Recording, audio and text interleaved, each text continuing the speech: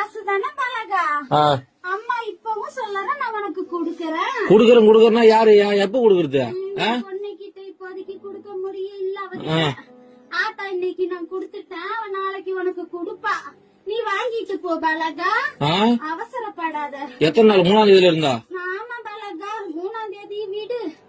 ரொம்ப நாள் ஆச்சு. விடு, நீ ஈஸியா சொல்ற. வீட்டுல உட்காந்து விடு. நான் போய் பேச்சு வாங்கி உட்காந்து பணத்துக்கு.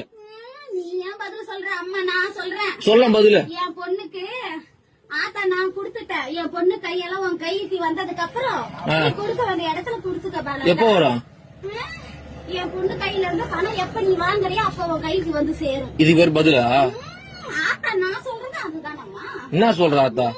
அம்மா இன்னைக்கு கொடுத்திருக்க, நாளைக்கு என் பொண்ணு கையால நீ வாங்கிட்டு போ பாலகான்னு சொல்றேன். நாளைக்கு? ஆமா பாலகா. எத்தனை நாளா பாலகா இது? எத்தனை நாளா? இன்னைக்கு தானே சொல்றேன். இத்தனை நாளா? இத்தனை நாள் எங்க போயிருந்த? இத்தனை நாளும் அந்த பதில் சொன்னேன். என்ன சொன்னா குடுக்கறேன்னு. என் பொண்ணுக்கு கொடுத்திருக்க, நாளைக்கு நீ வாங்கிட்டு போ பாலகா. உன் பொண்ணு கொடுத்தது இப்ப உன் பொண்ணு எடுத்து கட்ட சொல்லு முதல்ல. என் பொண்ணு கையில இன்னும் பணமா வந்து சேரல. அப்புறம் கொடுக்க வேண்டிய சீரதான் கொடுத்திருக்க இன்னைக்கு. என் நகையே பவுனா கொடுத்து வச்சுக்கிறியா? நாளைக்கு உன் கையில பணமா வரும் பாலகா. லோனை வாங்கி போட்டு இது ஒரு கதை. லோன் இல்ல, வாங்கின கடனுக்கு தான் எங்க அண்ணனுக்கு நீயே வட்டி கட்டிக்கிட்டு வர. தெரியாதா கோவிந்த்?